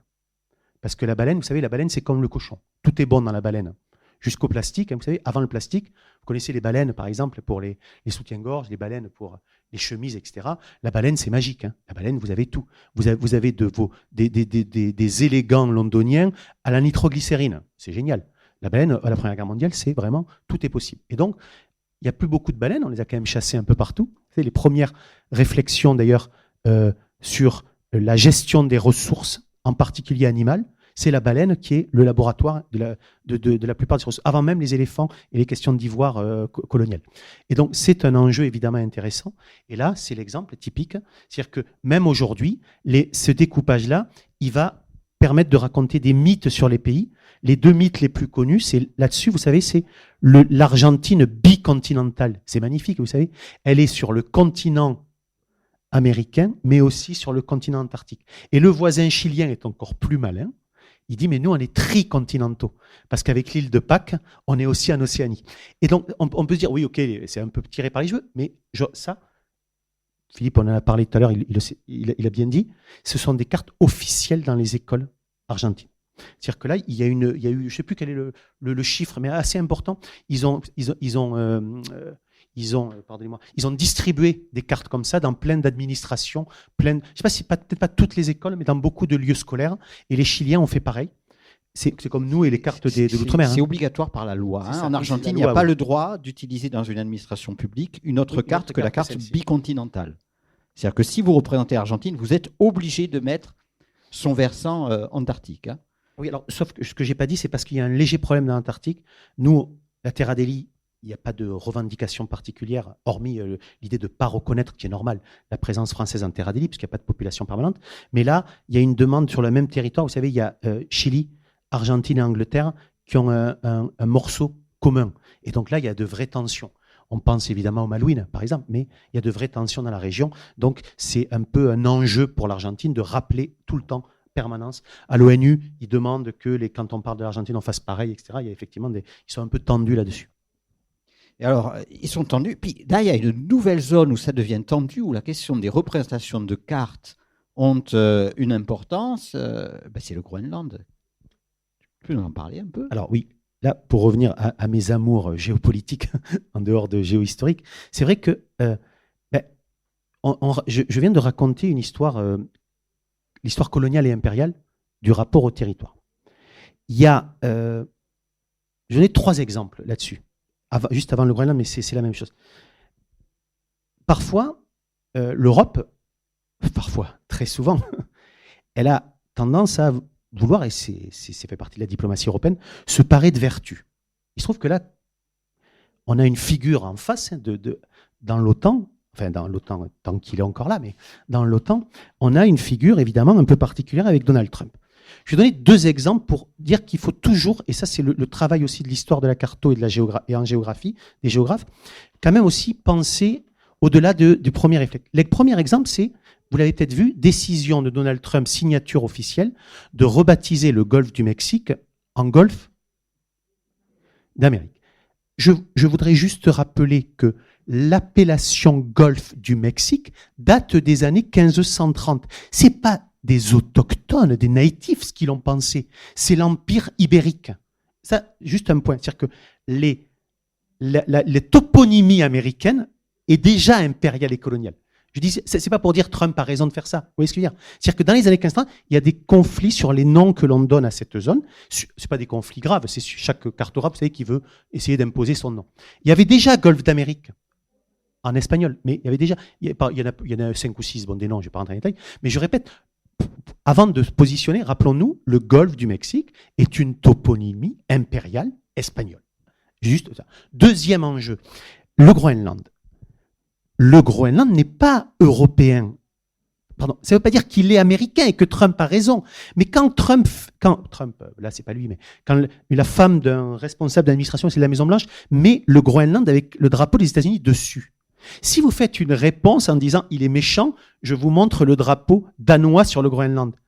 Je rappelle quand même, en France on peut en parler, on a une petite histoire coloniale, que l'histoire du Danemark à partir de 1721, avant il y a le mythe viking, mais c'est toujours pareil, vendre la colonisation du 18e comme la suite des Vikings, c'est comme dire que, j'en sais rien, que parce qu'on a un comte de Toulouse à Jérusalem, on aurait une histoire 19e, on aurait le truc, la même chose. Bon, mais c'est une histoire coloniale, c'est-à-dire que le Danemark a fait des choix par rapport à la population groenlandaise qui sont dans les catégories coloniales, mais telles qu'on a pu le dénoncer pour la colonisation française ou britannique ailleurs. Les Danois, je ne vais pas rentrer dans tous les détails, mais il y a toute une liste, évidemment, des drames de la colonisation danoise au Groenland. Donc l'enjeu, là aussi, c'est attention à ne pas à oublier que la défense du Groenland doit se faire la défense, le terme, je ne sais pas si c'est le meilleur, mais notre rapport au Groenland, et d'ailleurs, heureusement, certains pays de l'UE utilisent ce vocabulaire, se fait par rapport aux demandes groenlandaises elles-mêmes. Alors là, en ce moment, c'est pas compliqué. Les Groenlandais, on a fait avec Pierre Sengarelou une expo à Nuuk, au Groenland. Mais là, il disait, bizarrement, on les trouve plus sympas, les Danois. Ben oui, forcément, parce que les autres, ils sont pas sympas du tout, les voisins. Donc ça va mieux, mais ça ne veut pas dire qu'on nie le passé colonial danois. Le troisième point, c'est aussi, dans cette histoire-là, il y a aussi un enjeu, ce qui est le rapport, le découpage avec le méridien. La fabrique de l'hémisphère américain, c'est une fabrique en lien avec l'histoire des méridiens. Vous savez, pardonnez-moi, vous l'avez déjà vu, ces mappemondes-là, dites bihémisphériques. Mercator, Ortelius, etc. Vous savez, période de l'âge d'or, entre guillemets, de la cartographie néerlandaise. Vous avez ici ces deux découpages. Au milieu, c'est justement un méridien atlantique. Cela, c'est les méridiens utilisés, pour résumer, je vais très vite, dans l'imaginaire des navigateurs Christophe Colomb, puis Magellan ou d'autres. Il y a l'idée que le nord magnétique et le nord géographique, l'aiguille, pour résumer, l'aiguille bougerait moins à peu près au milieu de l'Atlantique. C'est des théories qui aujourd'hui, évidemment, sont différentes, mais on a des regards, une pensée là-dessus. Et donc, ils vont dire, mais alors, comme le magnétique est à peu près le même que le géographique, c'est là que devrait être le monde. En réalité, ce n'est pas du tout les usages des navigateurs. Simplement que cette limite dans les îles de l'Atlantique, en particulier les Canaries, c'est la limite du monde, si on l'a, de Ptolémée. C'est-à-dire que Ptolémée, il pense un monde, cette carte, vous la connaissez, ces cartes-là, vous les connaissez. Ptolémée, il n'est pas bête, il dit, grosso modo, le monde c'est ça, là, il n'y a rien. Mon zéro, pour éviter de le coller au milieu à Alexandrie et d'avoir de part et d'autre des informations, je mets mon zéro là pour la question pratique, et comme ça, c'est mon méridien dit des îles fortunées, qu'on associe le plus souvent aux Canaries, parfois à Madère, mais surtout aux Canaries, et vous avez un découpage de 180 degrés jusqu'au Sinès, jusqu'à la Chine, etc. Là, ça serait l'Asie du Sud-Est, bon, etc. Et qu'est-ce qui se passe? Mais quand les autres, ils vont plus loin, il faut repenser la cartographie du monde. Et qu'est-ce qui se passe? Mais c'est ce qu'on connaît. On associe à la fois la sphère et le rajout. On dit, on rajoute 180 degrés. 180 plus 100, je ne sais pas du tout, vous n'êtes pas obligé de répondre. Ça fait 360 degrés. Et ces 360 degrés, c'est la division du monde entre un hémisphère ancien, l'ancien monde, et un nouveau. L'imaginaire trumpien, la doctrine Monroe, la doctrine Monroe de Trump, de Donald, c'est une fabrique hémisphérique américaine qui est là aussi particulièrement artificielle. On n'est pas obligé. Je rappelle que les découpages continentaux, c'est du point de vue de la Méditerranée. Il se trouve que les Américains l'ont absorbé avec la doctrine Monroe pendant la guerre froide, etc., pour faire un territoire américain. Et là, on revient à, quand on n'est plus un hégémon dominant dans le système international, sur quoi on se replie? Est-ce qu'on se replie sur notre zone pour être face, ça c'est Thucydide, pour être face aux principales menaces qu'est la Chine? Donc on a une vista vers le Pacifique tout en garantissant une sécurité, entre guillemets, des approvisionnements sur notre hémisphère, pour embêter aussi un peu les Chinois. Les Européens, eux, vendent une vertu. Je rappelle que nous, on se décarbone parce qu'on n'a pas de carbone. Vous savez, les Européens, ils sont vertueux. Mais je rappelle que si on avait, au-delà de la mer du Nord, si on avait l'Arabie Saoudite en Autriche, on serait moins vertueux. Vous voyez ce que je veux dire? Non, mais il faut le rappeler. Les États-Unis, Canada, il y a des réserves de pétrole. Venezuela, etc. Nous, le nucléaire, le renouvelable, etc. Je rappelle que c'est aussi un enjeu géopolitique. On n'est pas les gentils. C'est juste qu'on n'a pas de pétrole. On a moins d'idées en plus. Donc, c'est pas de bol. Mais c'est vrai que c'est un enjeu central. Et le dernier point qui rejoint les parties historiques et le côté actualité géopolitique, c'est un peu ça, c'est que, comment le dire simplement, la manière dont on cartographie la planète est aujourd'hui un enjeu central de propagande. Les cartes, je l'ai dit, on peut faire dire ce que l'on veut aux cartes. Et je répète, et c'est pas grave, c'est bien. Quand on a besoin d'une carte, on a des codes couleurs. Vous savez, quand il y a eu des critiques sur le code couleur, par exemple, de la France, pendant l'été dernier, où on trouvait que le rouge était trop rouge cramoisi pour dire qu'il faisait 35 degrés en moyenne. Et donc là, il y a des gens qui vous disent « Ah, ils font exprès, c'est de la propagande, regardez, ils mettent du rouge pour bien montrer qu'on a chaud. Finalement, il fait 35 au lieu de 33 en moyenne. » Vous voyez. Après, vous avez des choix qui sont faits. C'est-à-dire, vous avez je répète, les codes couleurs, ce sont des choix. L'Empire français représenté d'une certaine couleur, etc., par la colonisation. L'orientation, ce n'est pas naturel. Si vous êtes en Australie, votre boussole, elle pointe au sud. Bon. Donc la représentation comme ça, c'est bon. L'orientation, c'était l'Orient, vous vous rappelez, Jérusalem. Et donc, c'est ça ce que veut dire, c'est que aujourd'hui, les cartes sont... Trump utilise beaucoup la cartographie pour revendiquer certaines choses. Les Russes refabriquent de la cartographie sur le terrain. La cartographie militaire, on s'en doute. Ukraine, Gaza, Soudan, etc., etc. Les cartes sont au cœur des enjeux politiques. Et suivant celui qui produit la carte, il y a différence. Eh bien ça, c'est une histoire vieille comme le monde. C'est-à-dire qu'on sait que vous avez des potentats dans l'Antiquité. On sait que, par exemple, Darius, face à Alexandre, etc., il avait probablement des cartes. Et pour dire que... à un moment donné, il y a Hérodote qui le cite, ça, pour dire qu'Alexandre, pour dire que les Grecs, c'est pas bien ce qu'ils font, il sort des cartes. Bon, tout le monde a toujours fait ça. On a des enjeux et c'est bon à retenir. Et je répète, s'intéresser à la cartographie, c'est s'intéresser à la manière dont, dans un monde de prédateurs, dans un monde de raréfaction des ressources, dans un monde de tension de plus en plus importante au niveau local, par Ombre Blanche, qui est un havre, mais au niveau local, à Toulouse, ou au niveau international, la cartographie, c'est un enjeu aujourd'hui politique majeur, et on le voit parce que tous les dictateurs adorent les cartes. Donc, généralement, c'est un indice. C'est-à-dire que ça peut être utile et ça peut être intéressant. Se mettre en scène avec des cartes, Mao, il a des représentations géniales. Hitler, vous avez 200 photos d'Hitler devant des cartes, vous savez, pendant la guerre, etc., etc. C'est un grand classique. Celui qui regarde la carte, regarde et domine le territoire. Voilà, désolé, j'ai été un peu long. Voilà. Donc la carte de technique et politique. Alors, il est 15h sur le méridien de Greenwich. Donc, il est temps de donner la parole à la salle. Alors, il n'est pas 15h sur le méridien de Greenwich. Nous avons un décalage. C'est juste une question très précise par rapport à votre livre. Vous dites que le méridien de Greenwich a bougé de 200 mètres. De 102. 102 mètres, mais pourquoi? Ah oui, pardon. Oui, excusez-moi. Oui, vous avez raison. Historiquement, si quelqu'un est allé à Greenwich, je ne sais pas si vous êtes déjà allé dans la banlieue de Londres où il y a cette ligne. Vous voyez, il y a une ligne aujourd'hui qui est un peu patrimonialisée. Je répète, les gens se font prendre en photo là-dessus. Cette ligne, c'est une ligne qui est la référence au 19e siècle avec les outils astronomiques de l'époque. Mais la ligne de la cartographie numérique est décalée, c'est-à-dire qu'elle est toujours dans le jardin. Mais en fait, si vous regardez avec les outils numériques aujourd'hui du GPS, le méridien 0 est décalé de 102, alors le truc c'est genre 102, je sais pas quoi, de 102 mètres par rapport à cette ligne.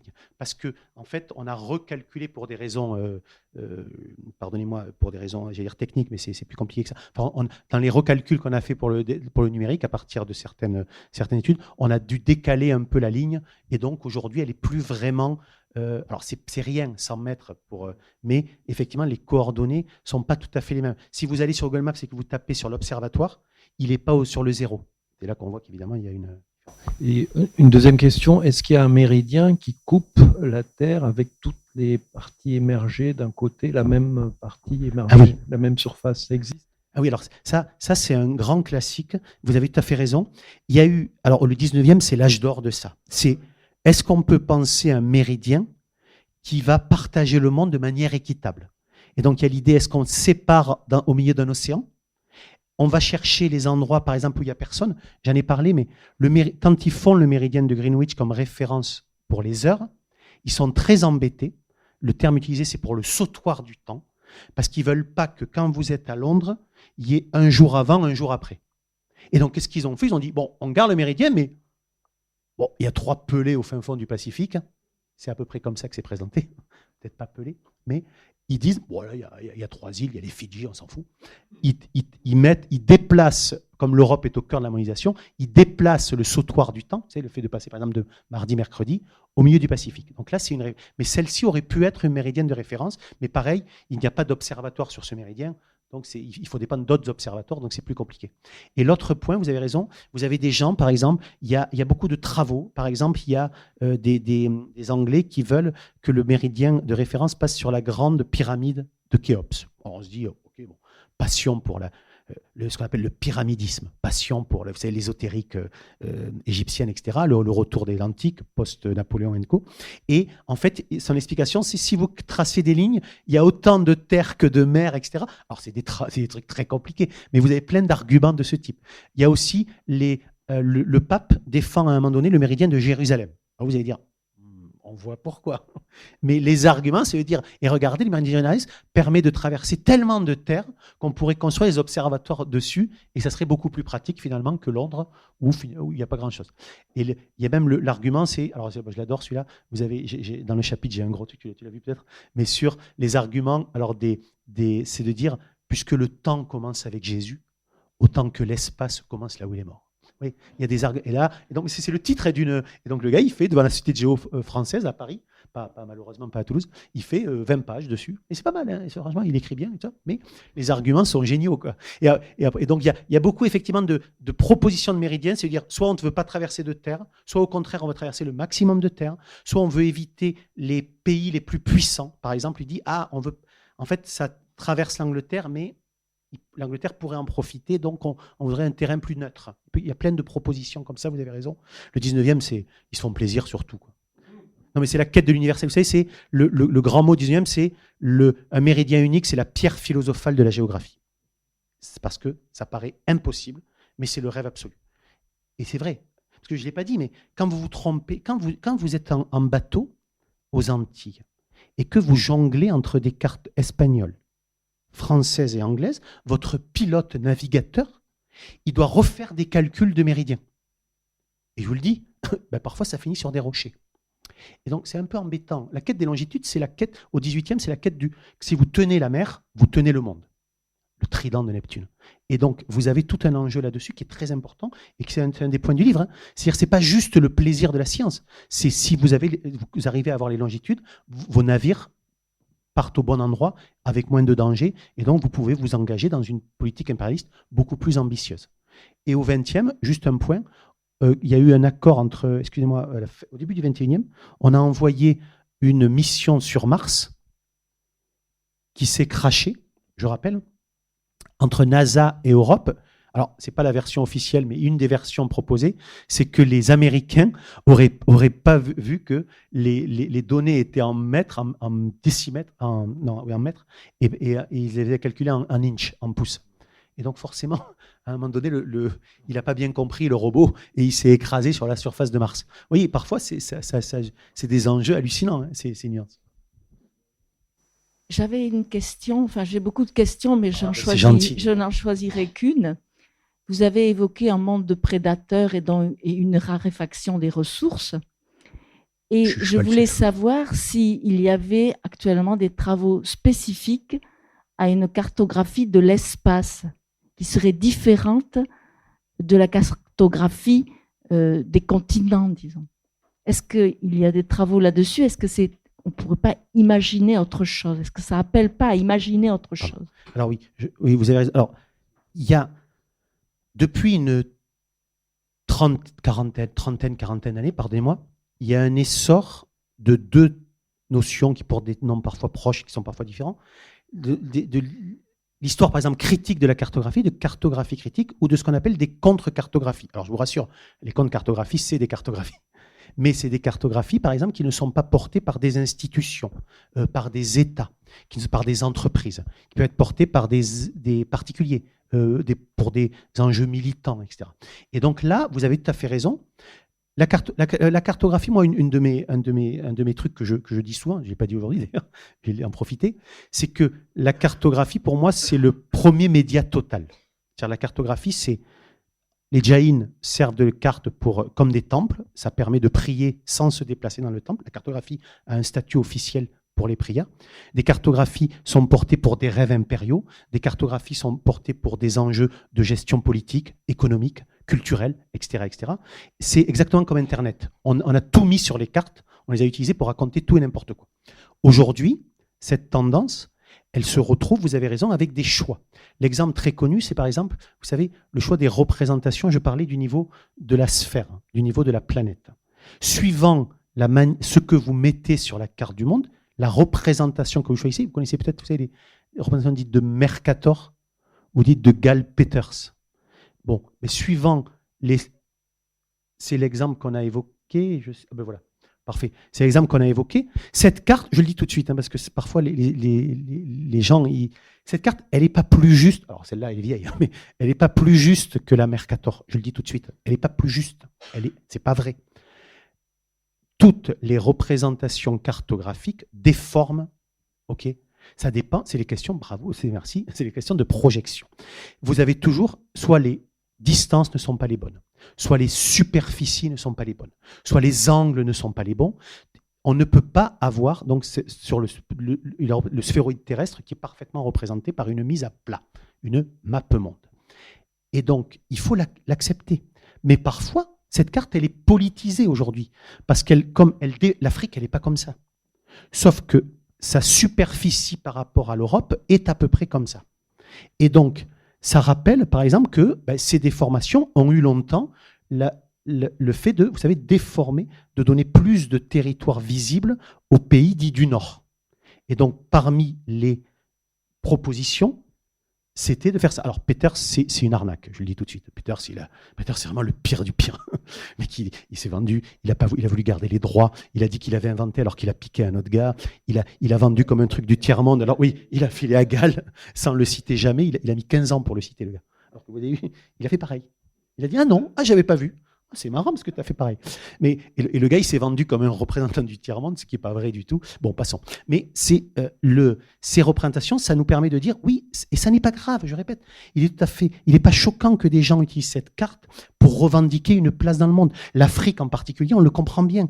Rappelez l'importance de l'Afrique dans le monde, cette carte le montre mieux. Vous voyez ce qu'il y a que la carte de Mercator. Mais on ne peut pas dire qu'elle est plus juste. C'est ça l'idée principale. Elle est aussi fausse ou aussi juste que les autres, mais les déformations ne sont pas les mêmes. Et l'autre aspect, et là je reviens, vous avez raison, par exemple, on a des représentations du monde vu des océans. Et là, vous me demandiez, qu'est-ce que ça peut être comme idée ? Par exemple, on pourrait associer, vous savez, c'est un monde Spilaos, si vous tapez sur Internet, c'est une représentation, vous savez, où il y a un océan mondial au centre de la carte, je ne sais pas si vous l'avez déjà vu. Celle-ci, elle est passionnante pour deux choses. Un, elle nous rappelle l'importance des ressources océaniques pour les enjeux, par exemple des chemins pour la mondialisation maritime. Et elle peut aussi nous permettre de penser des cartographies antispécistes. Alors quand je le dis comme ça paraît dingue. C'est que ça veut dire quoi ? C'est-à-dire qu'aujourd'hui, par exemple, parmi les renouveaux, il y a l'idée de dire, mais c'est vrai que les cartes, je l'ai dit pour l'hygiène, les cartes ne montrent pas les animaux. Parce que les animaux, ils bougent, ces crétins, ils n'ont pas compris. Mais en fait, ce n'est pas ça. C'est qu'il faut penser des outils cartographiques qui nous permettent de mettre en valeur ça. Il y a des spatialités animales. Alors quand je dis comme ça, on se dit, ça veut dire quoi ?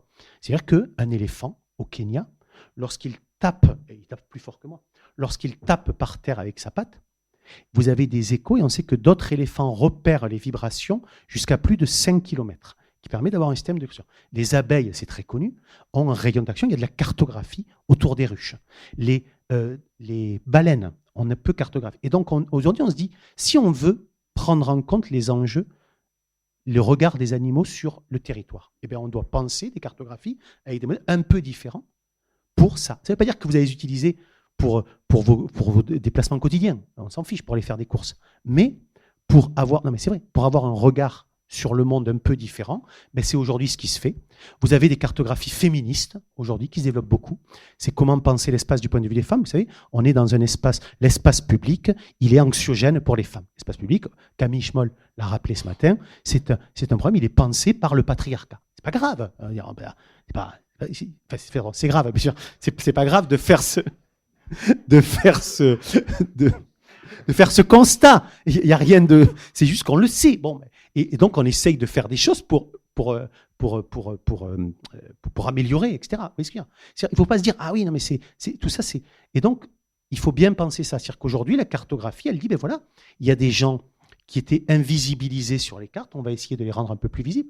Mais comme on en a des milliers de cartes, c'est pas grave, on rajoute juste quelque chose qu'on n'avait pas préparé.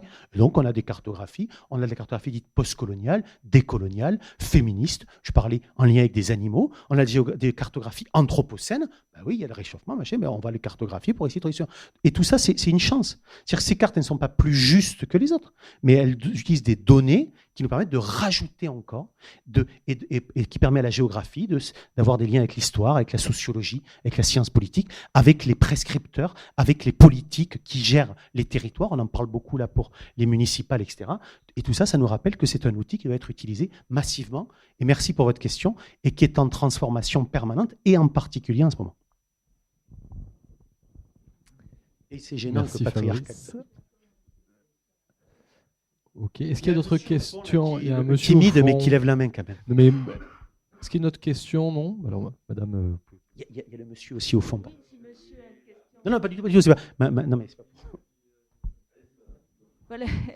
Est-ce qu'il y a des travaux qui existent sur le lien entre les cartographies et le droit? Ah oui. Alors, il y a deux niveaux. J'ai des collègues qui vont, dans des ouvrages de géographie, qui vont faire des documents cartographiques, par exemple. Moi, je pense à deux choses. Il y a d'un côté le droit international. On en parle beaucoup en ce moment. Hein. Le droit international.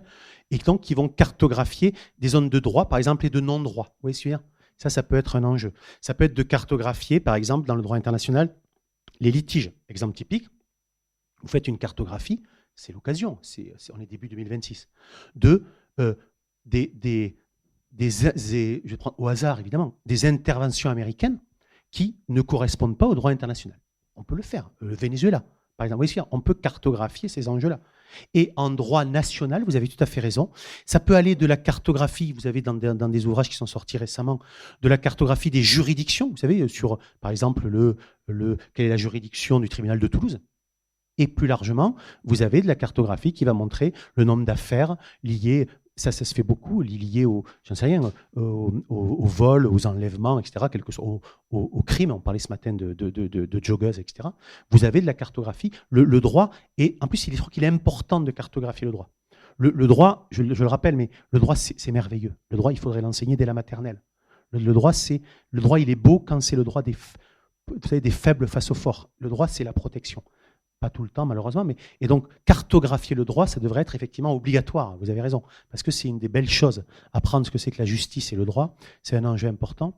Mais si vous voulez, après, on pourra voir, si vous voulez, des exemples, des références. Je peux venir vous voir, évidemment. D'abord, merci de nous tenir aussi bien éveillés aux heures méridiennes, parce que c'est vraiment très heureux. Et puis ensuite, en fait, latitude-longitude, on voit bien qu'on est dans les deux dimensions. Et qu'en est-il de la troisième? C'est-à-dire, jusqu'où s'arrête la France, en parlant de droit? Vers en haut? Est-ce que ces lignes qui vont vers en haut portent un nom ou pas?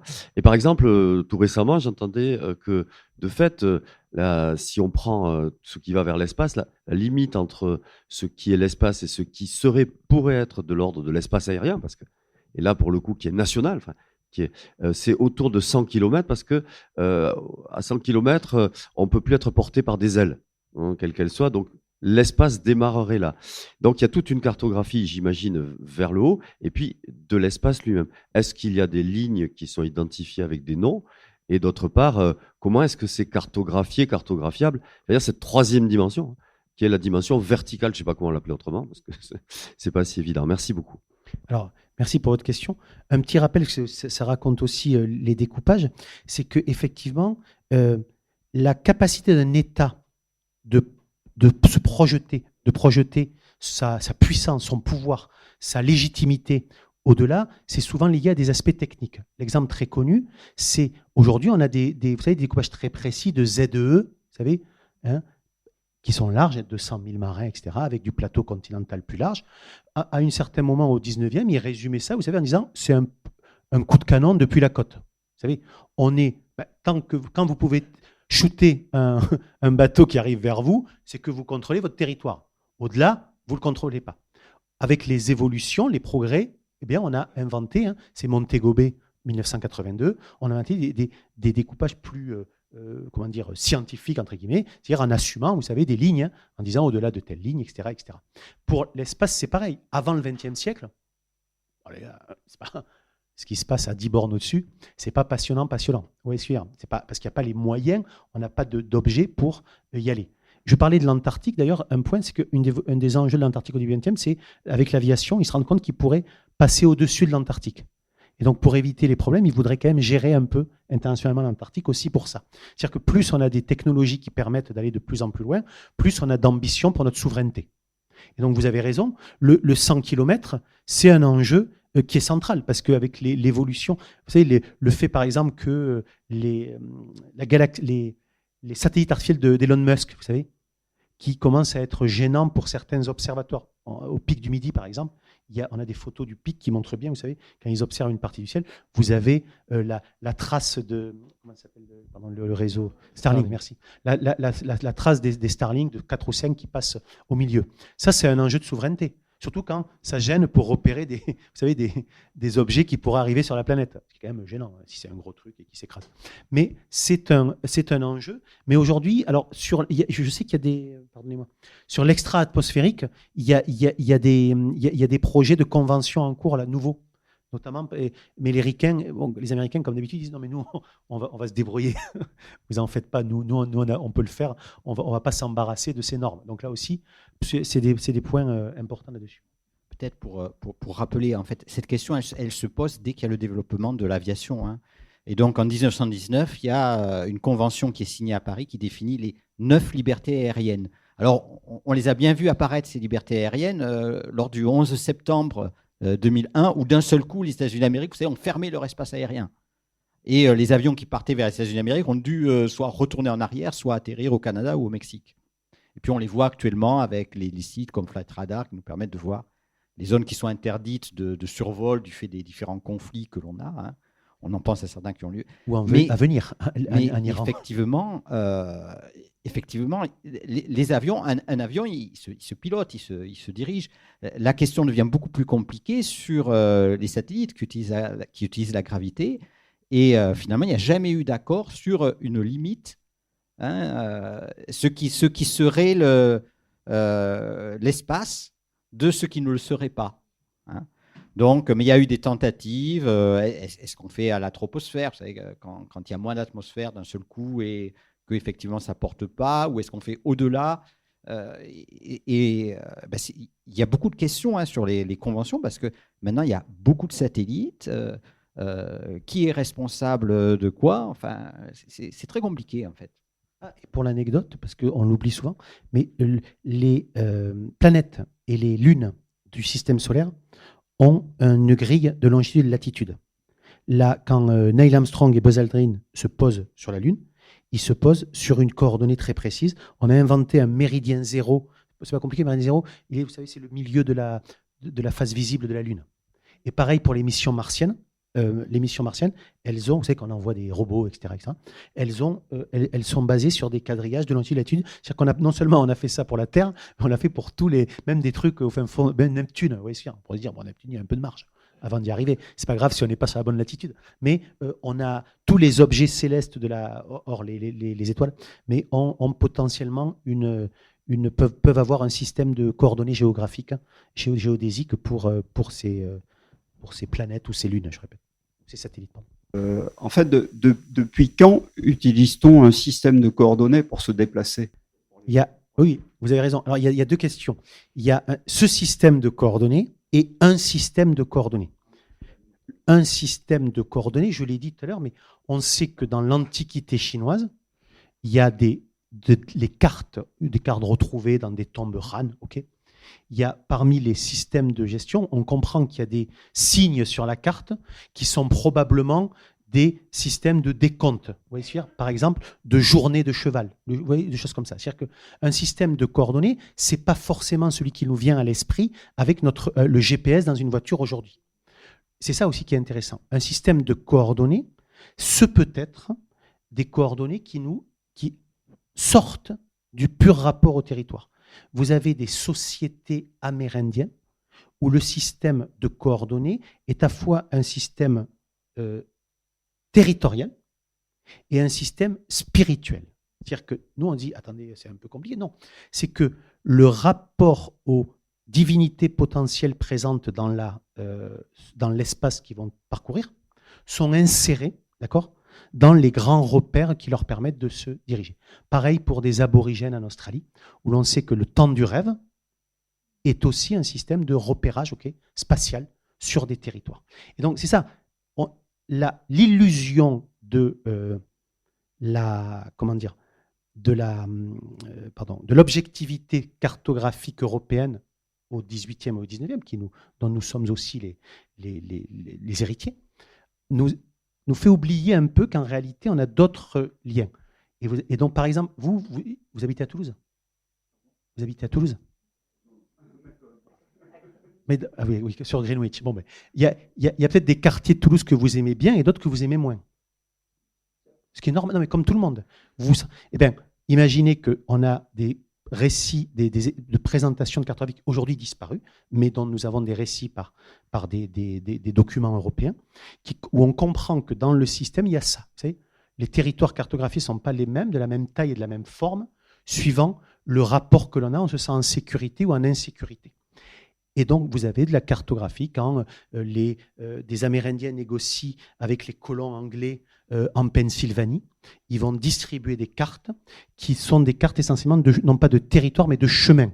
Parce que tout l'enjeu, c'est de maîtriser des chemins, à la fois pour échanger, mais également pour, par exemple, accéder à des ressources. Vous voyez, et donc, l'idée c'est pour ça votre question, et je vous remercie, c'est que, en fait, l'humanité a une diversité de coordonnées qu'elle a inventées pour se situer qui est extraordinaire. Vous avez des cartes, parmi les plus belles cartes du monde, il y a au XIXe siècle des cartes japonaises de vallées pour aller observer les cerisiers en fleurs. C'est magnifique, vous avez des cartes, vous avez des points de vue, et donc le système de coordonnées de la carte n'est basé que sur les points de vue pour observer les cerisiers. Où est-ce qu'on va voir le plus de cerisiers en fleurs ? Et donc la carte, elle est difficile à lire, sauf que quand on a l'information, on comprend pourquoi en fait toutes les coordonnées sont pensées autour de points de vue. Vous savez, de points de vue au sens plus classique du terme. Il n'y a que ça. Et donc ce qui compte, c'est d'avoir un système de coordonnées. Pour revenir à nos moutons, à nos méridiens, c'est le Ératosthène crée, au-delà du méridien d'Alexandrie, crée tout un système en lien avec des latitudes pour pouvoir potentiellement cartographier des zones. La carte de Ptolémée, la carte de Ptolémée, c'est, je ne sais pas si vous le voyez, c'est le même système de coordonnées que celui que l'on a vu, vous savez, dans le manuel de 1971 de Lacoste. C'est-à-dire ce système-là de coordonnées, la seule nuance qui est vraiment liée à partir du 17e, 18e, 19e, c'est qu'on va rajouter de plus en plus l'altitude. Vous savez, parce qu'il y a les enjeux de déformation, je ne rentre pas dans les détails, mais pour les triangulations, il y a des déformations par rapport à autre chose. Et donc, on le fait petit à petit au 19e, au 20e, on améliore. Et donc, on va repréciser certains enjeux. Mais l'idée de la grille, qui est notre point qui nous parle beaucoup, qui est la base du GPS, vous savez, j'ai un point de longitude, latitude, et l'ordinateur me le met par rapport à la carte, me dit où je suis sur la route. Mais ça dépend de ce qui nous intéresse. C'est ce que je disais pour Google. Votre carte de GPS, elle est parfaite si vous la suivez en voiture. Mais si, par exemple, vous voulez aller à pied sur l'autoroute, ce qui est déconseillé, je le dis tout de suite, le GPS ne prend pas en compte cette question-là. Parce qu'il se dit qui est assez dingue pour sortir du GPS et aller marcher sur l'autoroute. Mais ça n'est pas pensé, vous voyez, par le système. Et on pourrait dire, mais personne ne se dit, c'est une des limites du GPS. Il ne dit pas qu'à pied, il ne faut pas marcher sur l'autoroute. Et parce que c'est juste que les informations nécessaires sont pour de la conduite automobile, d'un point A à un point B, le chemin le plus court, Waze, pour éviter, j'en sais rien, de payer, pour éviter les bouchons, tout ce que vous voulez. Mais vous voyez, il n'y a pas tout. Mais ça nous rappelle là aussi qu'on est dépendant de ce qui nous intéresse vraiment. Et de la cartigène au GPS, ce n'est pas le même monde qui est représenté, pourtant c'est la même région que l'on traverse. Que vous soyez à Toulouse ou à Pouillastruc. Pouillastruc, c'est rare. Oui, bravo de connaître Pouillastruc. Bravo, monsieur. Bravo. Eh bien, on peut remercier nos invités du jour. Merci à vous. Merci Fabrice Argounès, merci Philippe Sierra. C'était Camille Schmoll, autrice de l'ouvrage Chacun sa place, une géographie morale des mobilités, aux éditions CNRS, lors d'une rencontre enregistrée samedi 17 janvier 2026 à la librairie Ombre Blanche. Camille Schmoll a aussi co-dirigé l'ouvrage collectif Migration Méditerranée chez CNRS Éditions en 2015 et publié Les damnés de la mer, Femmes et frontières en Méditerranée aux éditions La Découverte en 2025. Réalisation et mise en onde Radio en collaboration avec Radio Plus et Radio Terre.